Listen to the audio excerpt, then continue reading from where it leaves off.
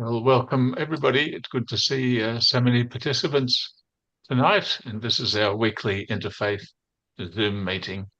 And a little later on, I'll introduce our speaker, Sarah Vergutsa, who will talk about the nature of children's classes. I'm very much looking forward to hearing from Sarah.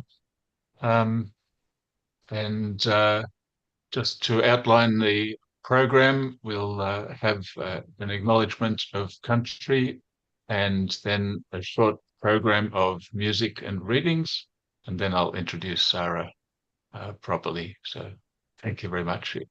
And over to you, please, Tracy. Thank you. So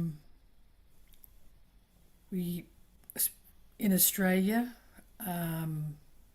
for thousands of generations, there has been a tradition to acknowledge that there is a tradition, a history of paying respect to the country that you live on, the nature, the part that God gave to the ancestors of that area to take care of it, and to do that in a way to preserve it for future generations, and to learn from it, because Mother Nature is our second mother. We're in the womb, but all the elements of our life come from nature, from the land, from the water, from the air, and to live in acknowledgement of that.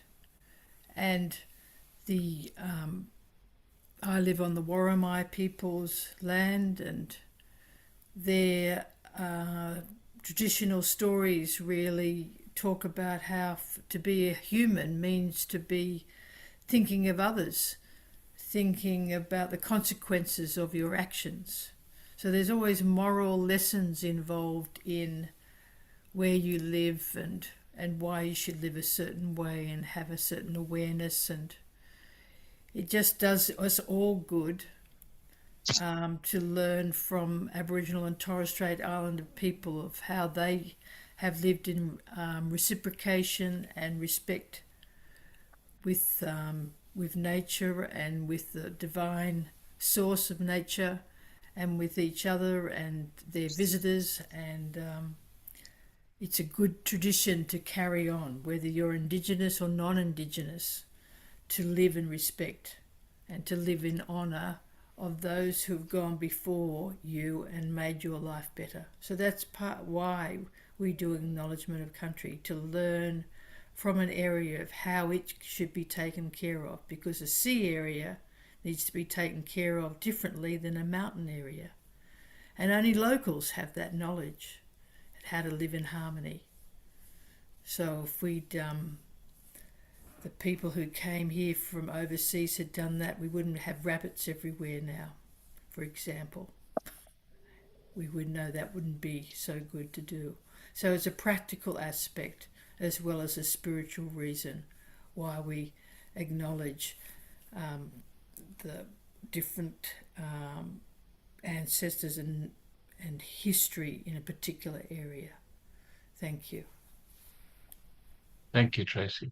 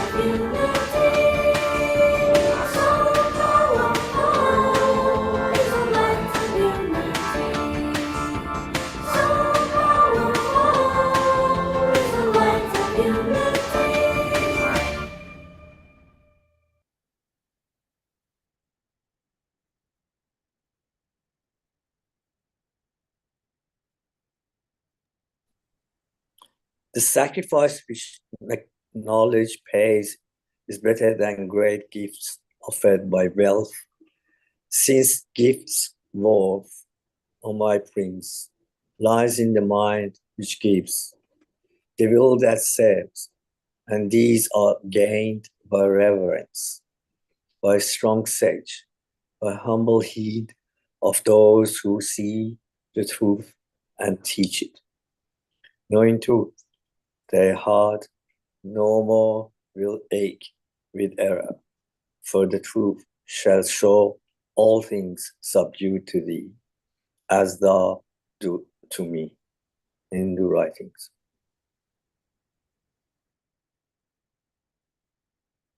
Do not keep your wife, children, co-citizens, and your own self without education, so that grief and misery may not befall you, and that you may not have cause to repent.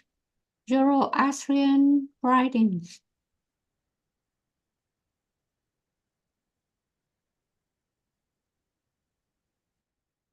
He who drinks in the truth will live happily with a peaceful mind.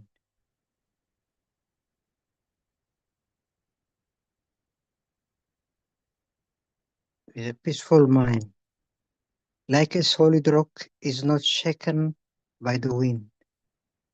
So the wise are not moved by praise or blame. The wise find peace on hearing the truth, like a deep, clear, undisturbed lake. The good renounce everything. The pure do not babble about sensual desires, whether touched by pleasure or pain. The wise show no change of temper. Buddhist writings.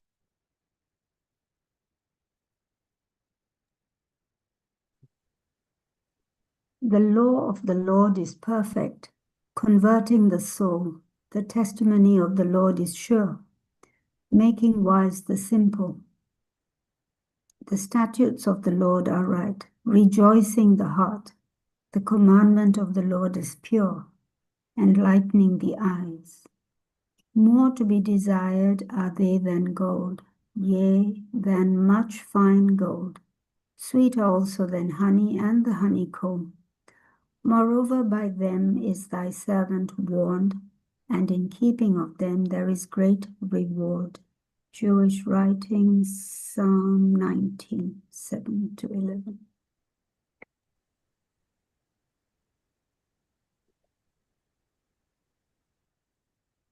You call me teacher and Lord, and rightly so, for that is what I am. Now that I, your Lord and teacher, have washed your foot, you also should wash one another's feet. I have set you an example that you should do as I have done for you. Christian writings.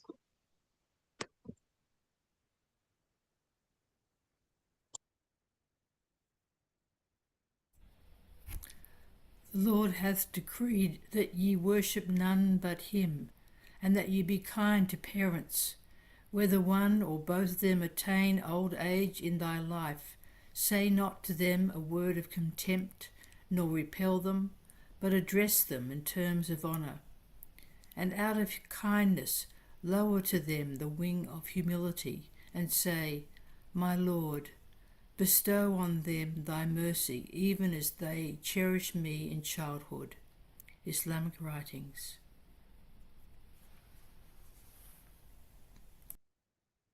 Regard man as a mind rich in gems of inestimable value. Education can alone cause it to reveal its treasures and enable mankind to benefit therefrom. Baha'i writing.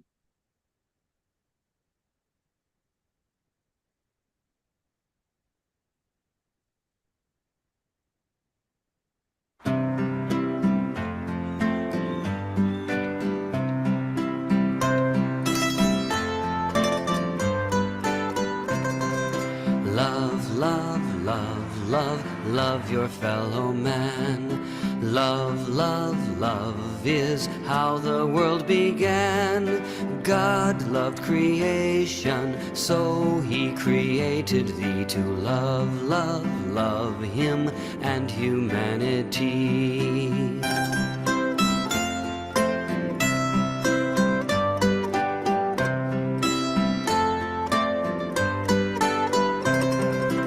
Love, love, love the everlasting good.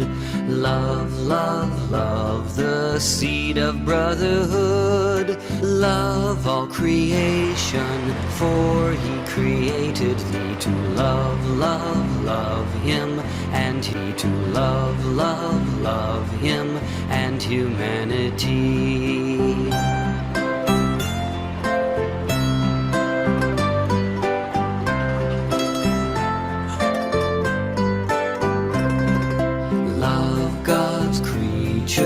Be they near or far, see each human as a shining star. Love all creation, for he created thee to love, love, love him and humanity.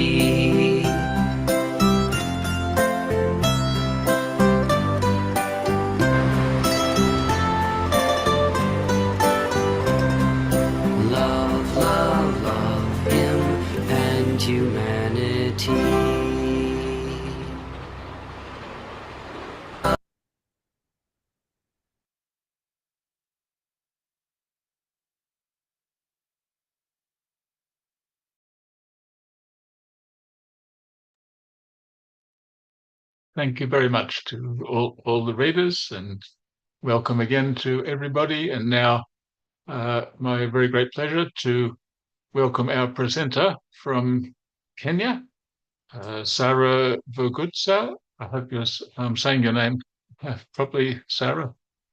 And Sarah is from Matunda Soy, which is one of the newest Baha'i temples, a local Baha'i temple in Kenya. Sarah is a children's class coordinator accompanying the teachers of the children's program. And the topic tonight is the nature of children's classes. So, Sarah, the floor is yours. Very much looking forward to hearing about children's classes.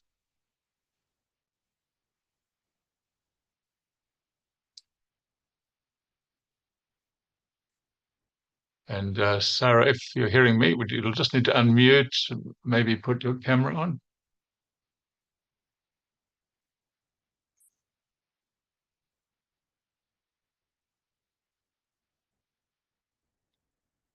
So, hello, bye everyone. Hello. I'm Sarah Ogutsa from Kenya Matunda Soy community at the vicinity of the temple. And I'm the coordinator for children class teachers. I accompany the children class teachers. And today I'm going to share about the nature of the children classes in Kenya. So maybe I can share with you the statistics on how we have been training the teachers since August 2016 up to August 2025, because for 2026 we are still compiling the reports. So in August 2016, we were able to train 114 grade 1 teachers. And after the training, we accompanied them and we were able to form children classes that comprised of two classes of participation of 12. In August 2017, we trained 147 grade 1 teachers, and we were able to form children classes that comprised of 18 of participation of 139. In August 2018, we were able to train 153 grade 1 teachers, and we were able to form children classes that comprised of 23 of a participation of 197.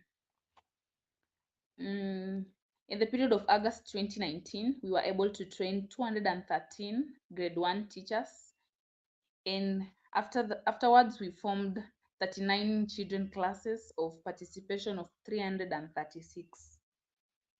Also in 2020 August, we trained 245 grade 1 teachers, and we were able to form 47 children classes of a participation of 383, sorry. In August 2021, we trained 282 grade 1 teachers, and we were able to form 50 children classes of 413.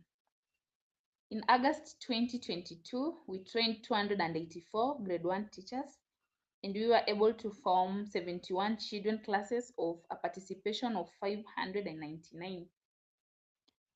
In the period of August 2023, we were able to train 305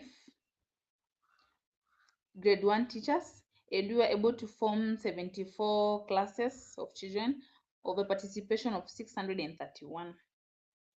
In the period of August 2024, we were able to train 321 grade 1 teachers, and we were able to form children classes of 43 of participation of 364. In August 2025, that was last year, we trained 366 children. We trained 366 grade 1 teachers, and we were able to form 43 classes of a participation of 378. So since 2016, if you've noticed, until 2023, there was an increment in number of trained teachers, children classes, and participation.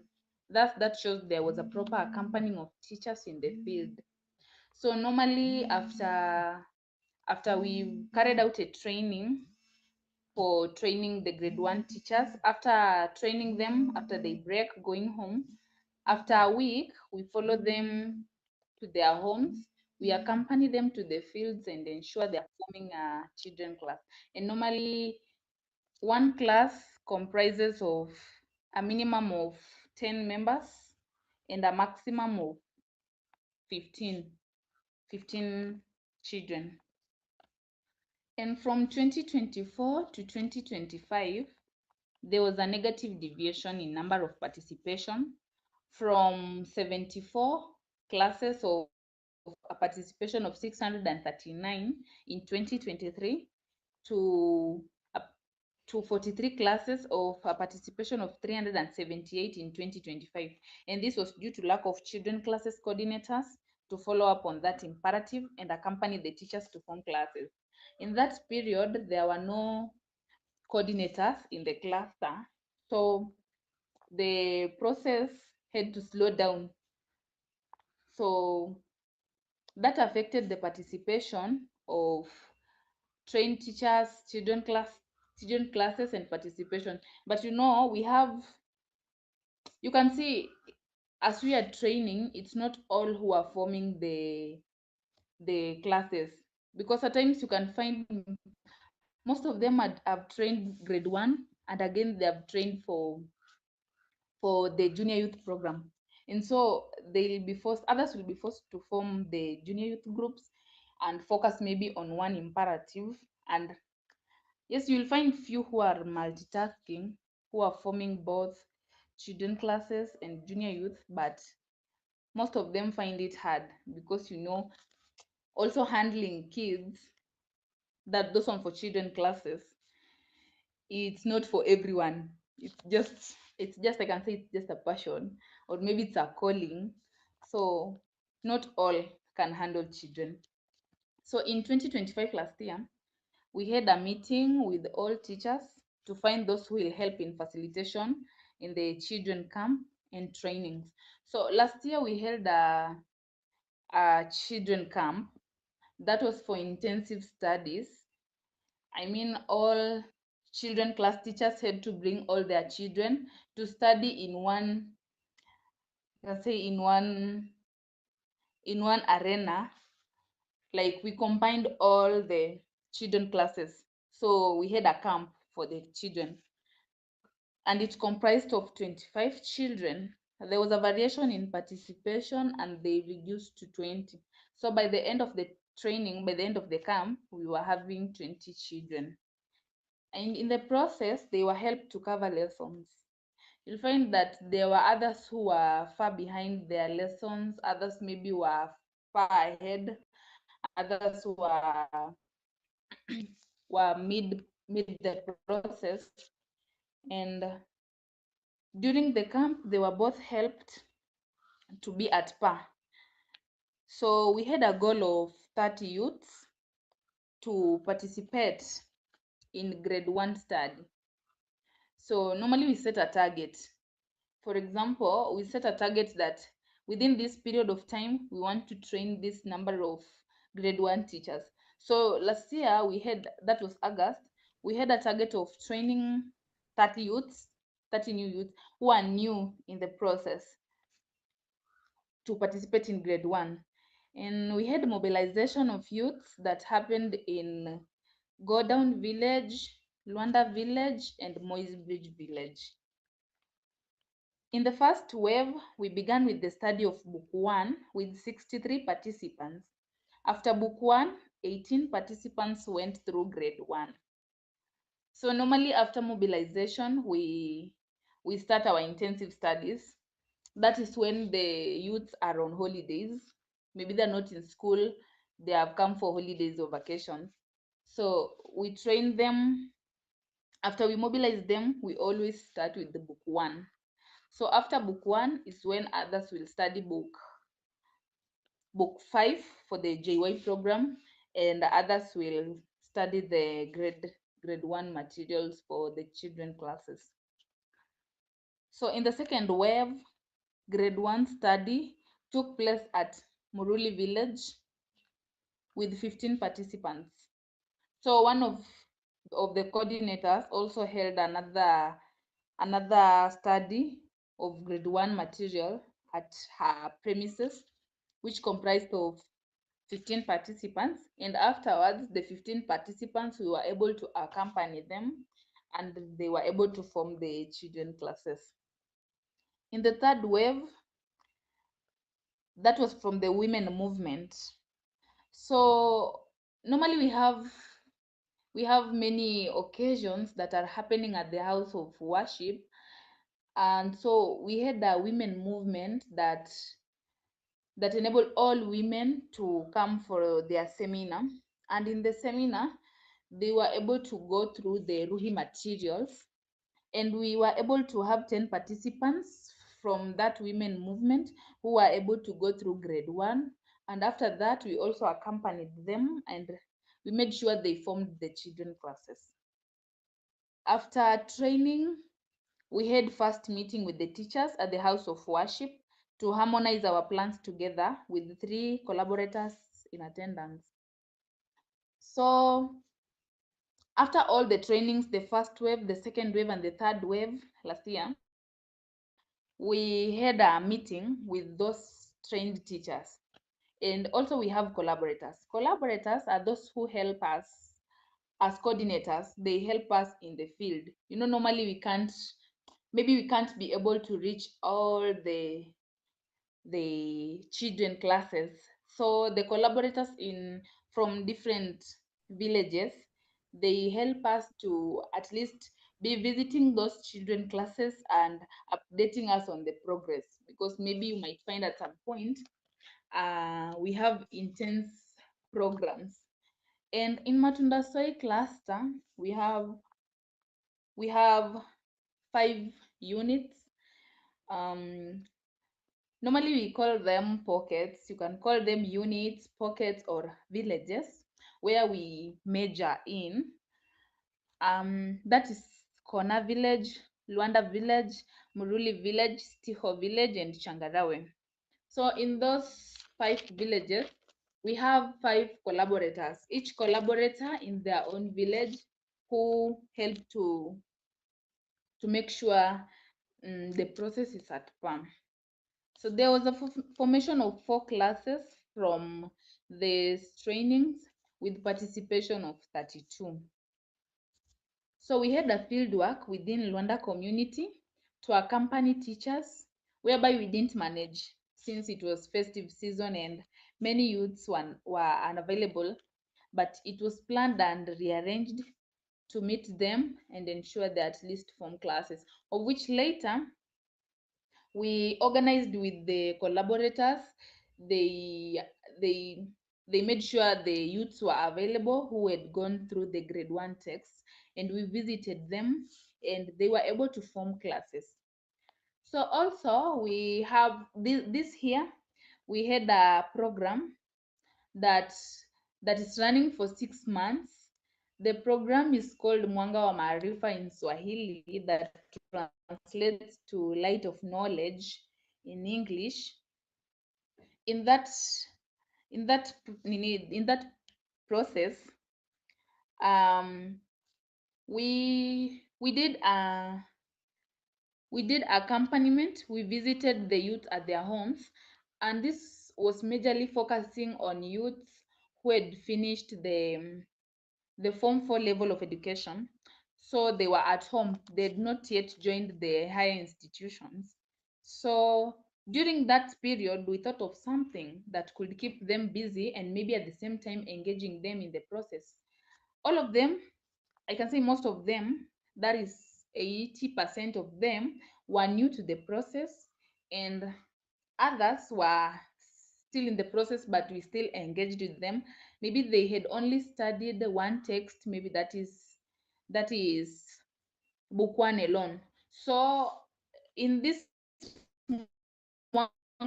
Marifa that I've said it translates to Light of Knowledge, we had youths, and it was majorly focusing. We really wanted them to go through book 1 to book 14, and also to go through the PSA materials.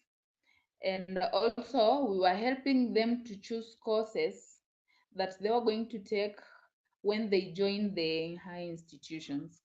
So in that process, we were taking them through book 1 to 14. They also took part in studying grade 1 texts, and they have not yet finished this process because it's supposed to run for 6 months. They started in January, so they have gone for break, but they're supposed to come to finish the remaining 1 month, and then after that we are going to accompany them to make sure they are going to form the children classes. Thank you. I don't know if there is any way I'm supposed to clarify.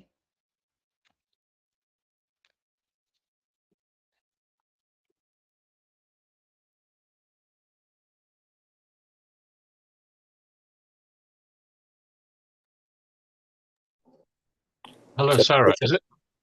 Thank you for that. Is your presentation finished?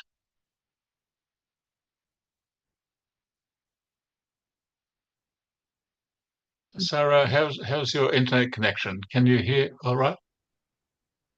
Sarah is muted. I think she has finished. Sarah, if you could say something about the children classes and what do you do, or some, if you could expand a bit on that. And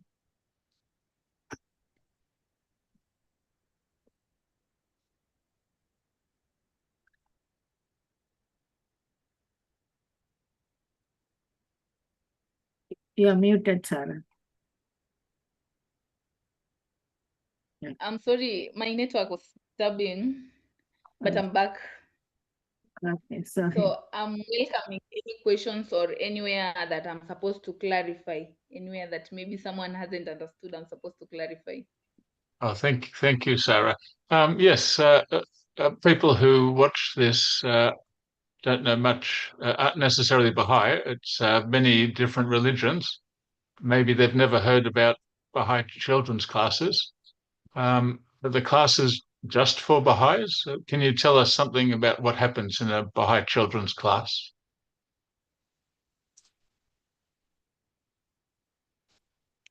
So normally, when we train the grade 1 teachers, they go back to their communities and they form children classes. Children classes, they are for children below the age of of 11 and below, and they have different texts that they are studying, and the texts are varying from their ages.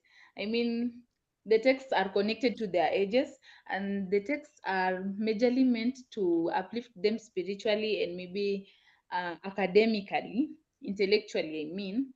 So the children classes, this process is not only for the Baha'is, but it's for everyone. Everyone is invited. So you'll find, maybe, for example, in my village, not everyone is a Baha'i. When I started having a children class myself before I became a coordinator, I had children from different religions, and most of them were Christians. So these children classes, I can say it's not only the Baha'i activities, but it involves everyone. Wonderful. Thank you, Sarah. I'd like to open it up for questions. Anybody who would like to ask Sarah a question, please raise your hand. Thank you, Sarah.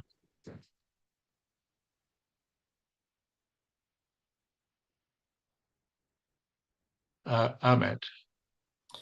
Sarah, thank you for your talk. How widely these teachers are spread in your country? Is it only in the big cities or small villages as well? It's not only in the big cities. I can say it's widely spread over the country here in Kenya. So in Matunda Soi, that is Central West region, and in Nairobi, it's Central region, and we also have the Northwest region. So I can say it's not limited to any city or anywhere. I can say, at least as per now in Kenya, it's widely spread in most places, in most villages, both villages, cities, in every community. And the parents of the non-Baha'is, are they happy that the children are coming to the gathering, the children classes? Yeah, sure. Because after the training, after the grade 1 teachers have gone back to the communities to form classes, normally we visit the teachers, and also we visit the parents, how they're viewing the program, and they love it. They love when their children are in the process. Okay, thanks. Because even myself, when I was a children class teacher, before I became the coordinator, the coordinator who was accompanying me used to come, and then we go to the field, we visit the parents of the children whom I was taking through the process, and they had positive feedbacks. Okay, I have one more question. Is the temple, the house of worship, had an impact on increasing these numbers?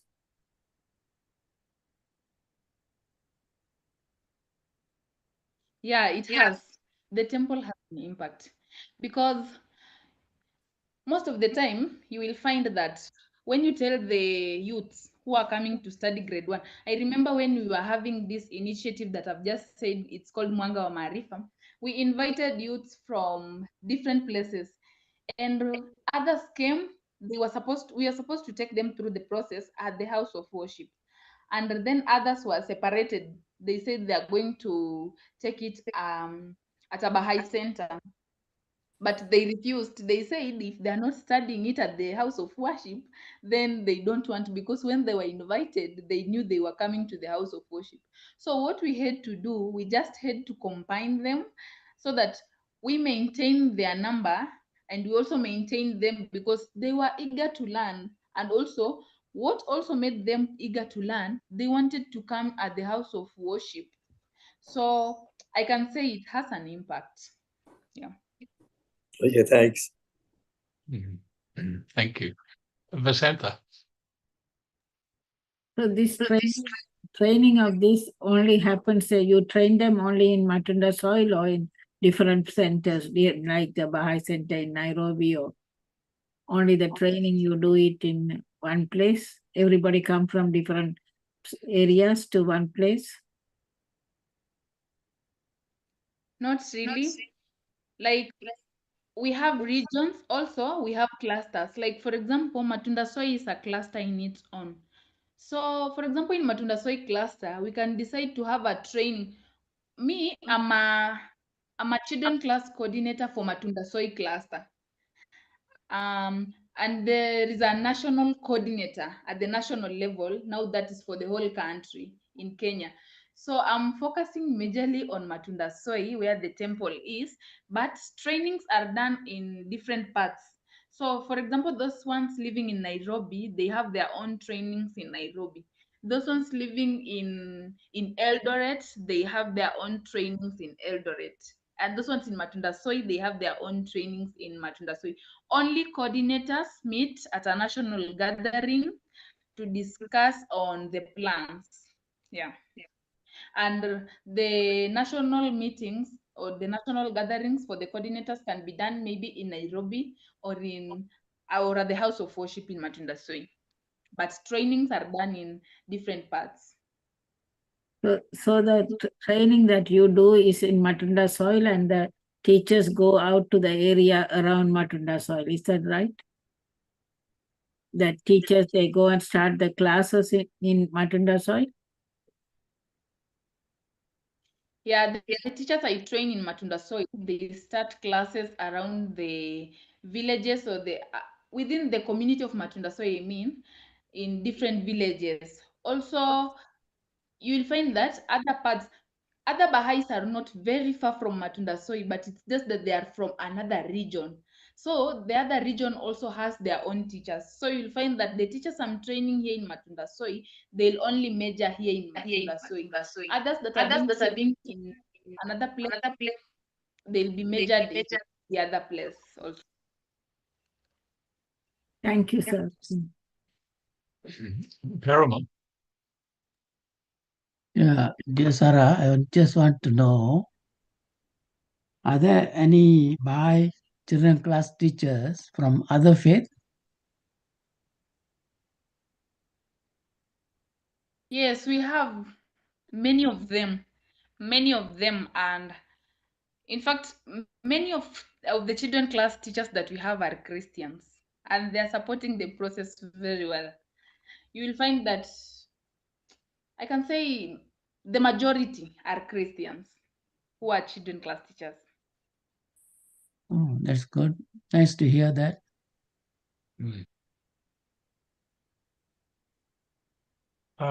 Jung, please. Hello, thank you, Sarah. Just ask you a simple question. The way you explain this is give me an idea that you're also an inspector, are you? Like you're a coordinator, but plus inspector, because during classroom teaching, we should always have inspector, not every day, but like once a week, probably that would be helpful. And if you have any children that run behind the understanding like a slow learner, do you have any program to help the children that need, like special attention, like after class, like you give them around 15, 20 minutes extra to explain something that they don't understand, or you just run like a standard classroom for everyone because you think that they all have, like basic intelligence or standard intelligence to understand everything about what you're saying?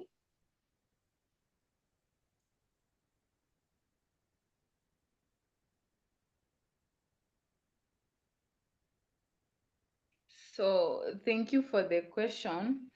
I can say I understand we have those children who are, and so when they have their own, okay, when the teachers go back to the community, we always tell them that they should always understand their children. So I can give you the example of my class when I was a children class teacher.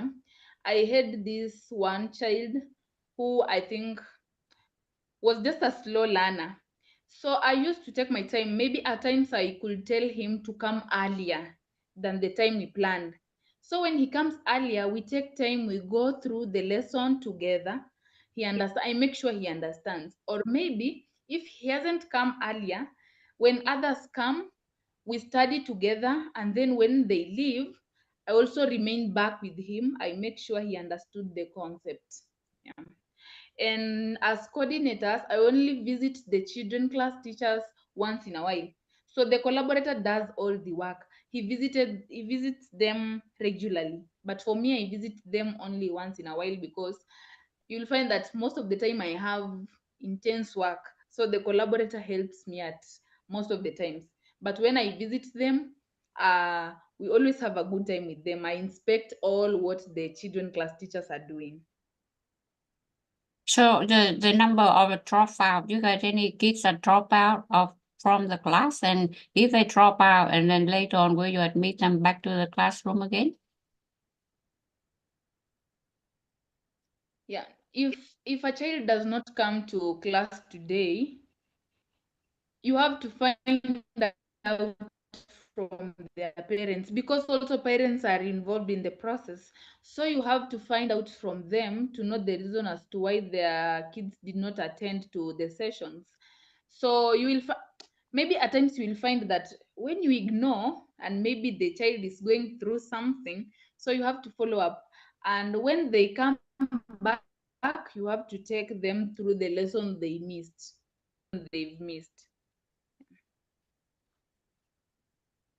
Thank you.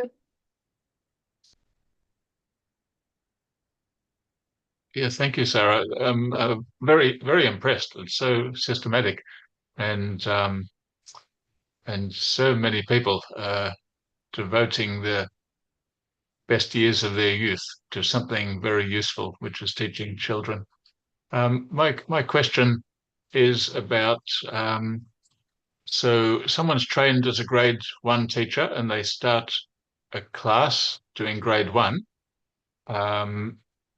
Does that class go for about a year, and then what happens next? Do they have a collaborator who takes them through how to teach grade 2, etc., etc.?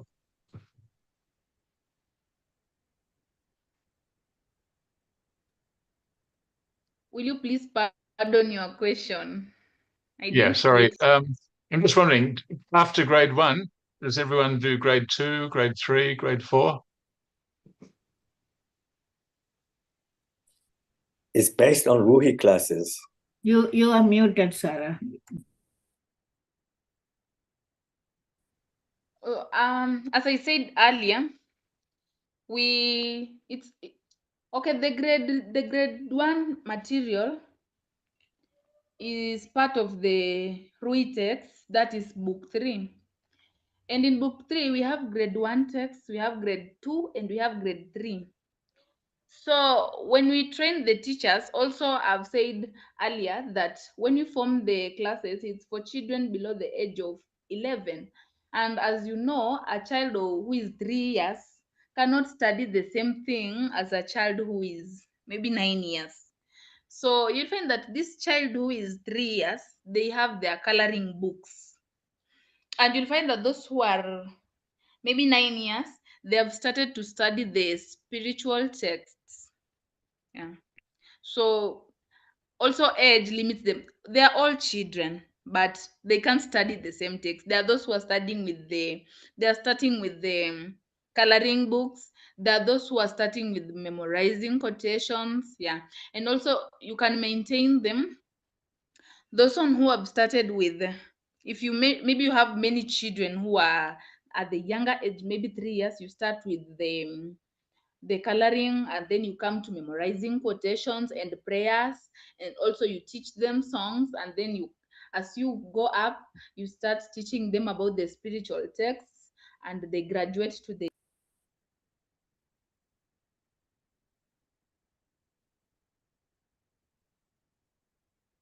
Okay, thank you, Sarah. You muted, but I got your answer. Thank you very much.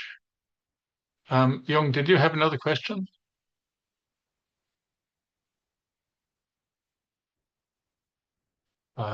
Maybe not. Parama. Yeah, Sarah, I want to ask another question. The children classes being conducted in your community, how does the community member help in maintaining and improving the children class? Does the community help in maintaining the class? The members of the community? Because before you form a children class, you have to visit the parents of the children, and they're part of the community. So you'll find that maybe some parents maybe will want to contribute. They'll see what you're trying to teach their children, and maybe those ones who are starting with the coloring texts, maybe you'll find that maybe one parent or two, they say, okay, me, I'll contribute for the crayons or the colorings, so that the children can use for coloring those books. So others, maybe you'll find you teach their children about prayer, and they go home. Maybe they also start saying the prayer in front of their parents, and their parents are like, oh, they are doing a wonderful work. And they also support.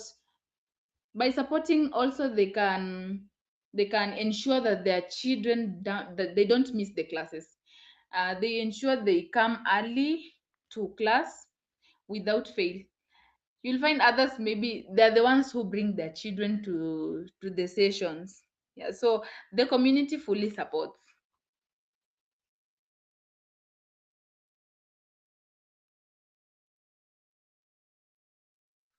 Also, you will find, like, when the children are having projects like cleaning the water banks, or maybe planting trees, maybe if it's planting trees, you'll find some parents, they volunteer to give out trees to go and plant. Others will volunteer to give safety materials to go and clean the river banks, or maybe water banks where people fetch water. Thank you, Sarah. Can I ask a quick question? What is the age group that you're teaching? The children age group? How old are they? They are 11 years and below. Right.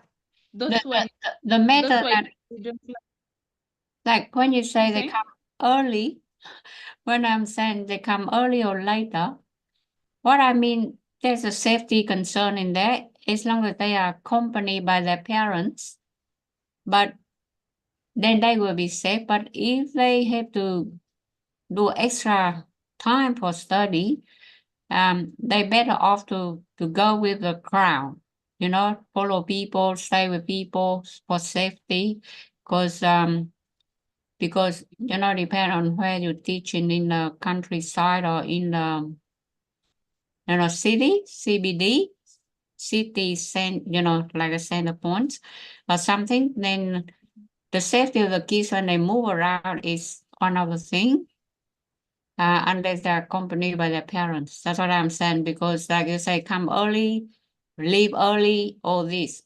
You need a witness. Because they say, oh, why are you going to stay late, or why are you going to come early? You need a witness. Just in case the kids just say something, that not coming or not real, then as a teacher, we need to protect ourselves also. Mm-hmm.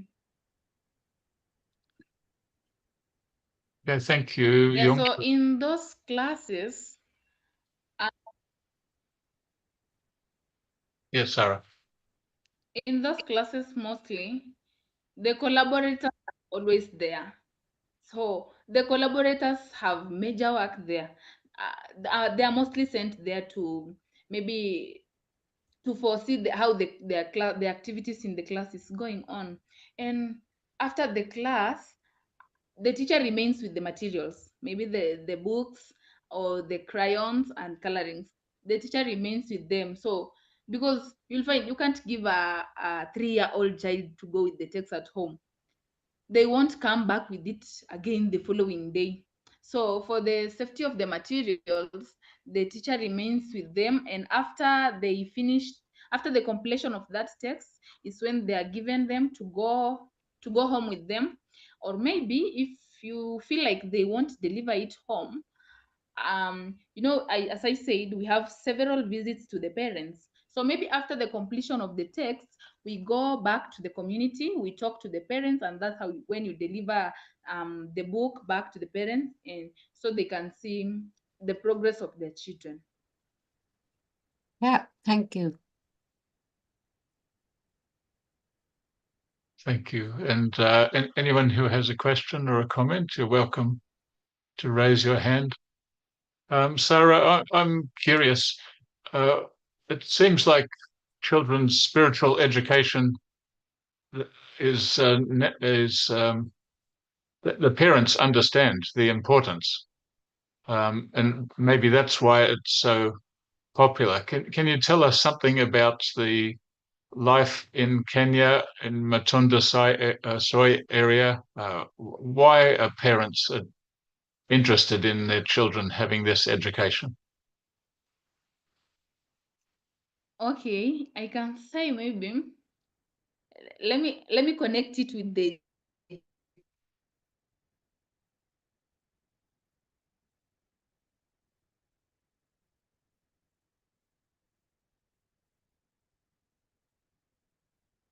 they are at the middle. So you'll find that most of the junior youth stage, they are always standing on the road. They're just standing on the road doing nothing. Maybe they're idle. So you'll find that when an adult or someone who is older than them passes, maybe they start disturbing the person, or maybe they start using some abusive language, or maybe they just start pissing someone off. So, and of which that's not a good behavior. So I always believe in nurturing kids when they're still young. I believe that when they're raised well when they're still young, such instances won't be them. And also parents understand, because okay, there is a parent who can be, maybe their children are not there, but they are victims of those junior youths. So when they have children who are younger, when we are visiting them, we explain to them how the children's spiritual empowerment program, the impact it has on their children. So they have to they just have to understand and give us their children so that we can train them well, because you will find that there are some children who can't listen to their parents, but they can listen to someone else. And also that's why I said that handling children is a calling, because there are people who just, when they just handle kids, they listen. Like, okay, me, when it comes to children, I'm strict with them. I'm strict but loving. So they understand me. When they see me, okay, we can play. There is time for playing and there is time for seriousness. And when a child says something that's not correct, I always tell them, no, that's not correct. You have to obey people who are older than you. So, and when the community sees what you are doing with their children, they see like you are training them well. And a child who is trained well, obviously when they grow, they are going to grow well. So most of the time you'll find that when we engage the community about the program, they're always positive, and they're always willing to give out their children to the sessions. Amazing. It's I feel like Kenya is so much more advanced than some Western countries because the experience, the way you're describing it, I can see that it's all built on experience and very systematic, and the people involved have their heart in it. They're persisting for a long time and making it work. Yeah, that's true, because we even had friends from Western Africa. That was from Cote d'Ivoire and Ghana. They came to the house of worship to also learn about the nature of activities here in Kenya. Mm, I'm sure they went back with a lot, yeah. All right. Well, now some of the knowledge is reaching Australia. We have participants here tonight from Australia, from Malaysia, from Canada, um, and Ethiopia, and some I don't recognize, but probably other countries as well. So what you're telling us tonight is very, very helpful. Thank you, Sarah. Does anybody else have a question?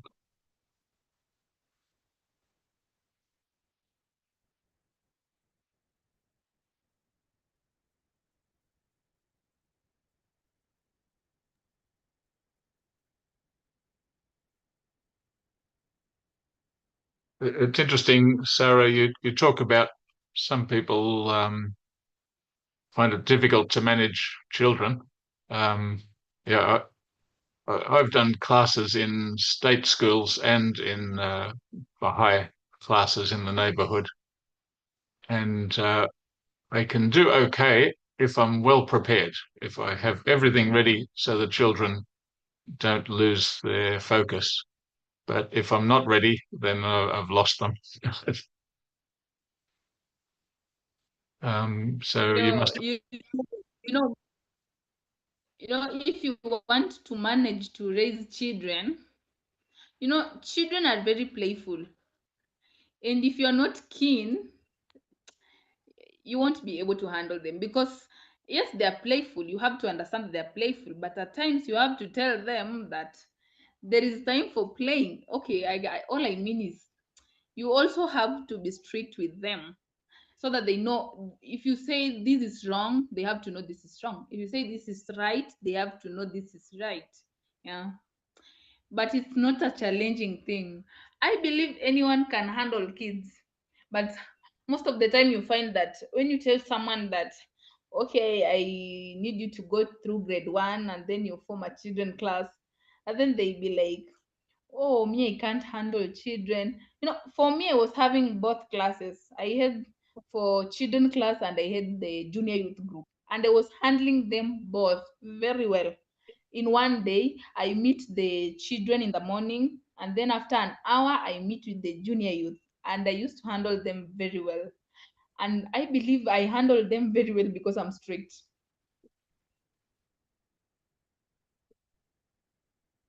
Very nice. Yeah, that's interesting. I think Abdul Baha said uh, you have to have rules and there has to be order, and that's part of the foundation. And then otherwise, the children are in charge. I remember I had a class with 6-year-olds, and one 6-year-old boy, straight away, he was in charge. It was very hard to get control back from this very confident 6-year-old.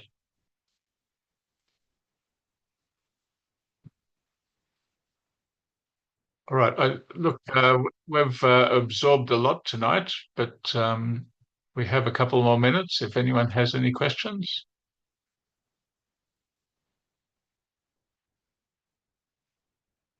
What time is it in Kenya, Sarah, today? What's the time?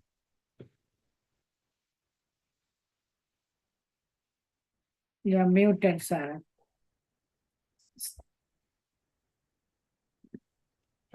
In Kenya, it's 1 p.m. in the afternoon. Well, that's very kind of you to give us your time in the middle of the day. We also have, I know in Canada, the time is about 3 or 4 a.m. So it's wonderful that we can all come together. Look, I've learned a lot tonight and also been inspired. If there's no more questions, then maybe we can let Sarah go back to coordinating. Oh, Sarah, if you like, you tell something about the temple. How often you have the service there, sir? I can say very often, because daily we have prayer sessions in the afternoon, like at 2 p.m. That is for every staff who is in the compound, and maybe everyone who has visited the compound. They have prayers at 2 p.m. And then on Sundays we have prayer sessions from 11 a.m. Most of the times it's from 10 a.m. We have prayer sessions at the temple.